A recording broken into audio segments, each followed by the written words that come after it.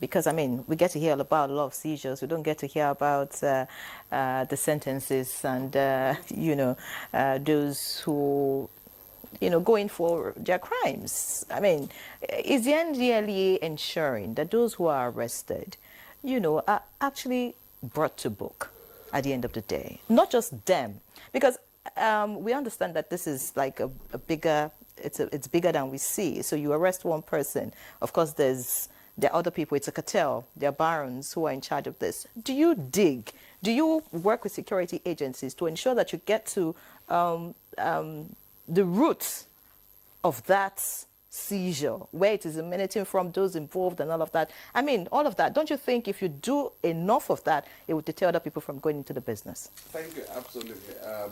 I'll tell you for free that indeed the new NDLEA does not just stop at the level of arresting mules, traffickers, or even dealers. We build up cases up to, for instance, let me just an immediate example was an arrest made last week. A woman was traveling to India, supposedly for fibroid surgery, and she had, were able to recover 2.2 kilograms of cocaine from concealed in her travel bag. And I'll tell you, within 1 week, we were able to unravel who the baron behind that particular trafficking is. And so far, within the same space, we've been able to identify, let me just say, this is an individual that has his businesses in Sango area of Ogun State, which is a border town with Lagos, that has hotel business there. And he lives far and on the outskirts of Lagos in Ikorodu. I don't know if you know those areas. That's like two extreme ends.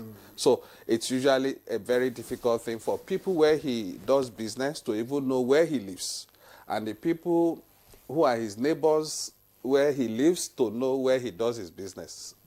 But then we were able to connect the dots within a week. So indeed, we don't just stop at the level of, we go after the big, and that's, I'll tell you, you give that to Marwa, the chairman chief executive. Apologies for calling his name just like that. The chairman chief executive of NDLEA, he's very particular about that, and he ensures that cases are not ended at the level of the most. Even some take months, years, will still ensure that we go after them. Give us the statistics this year. How many people have you, sentenced?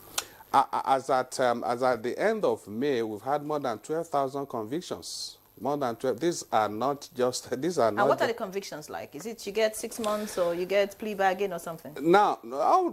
Now, that's one of the issues that would have been addressed by the bill, the amendment to the agency's bill, which that, unfortunately has been didn't go through due to some other technical issues. But then it's not the end of it. Definitely, I know, because that bill actually addressed the issue of discretionary sentencing by trial judges, that is giving the option of fine, which is actually something that disturbs the agency itself. That's a loophole in the law that that usually exploited by, and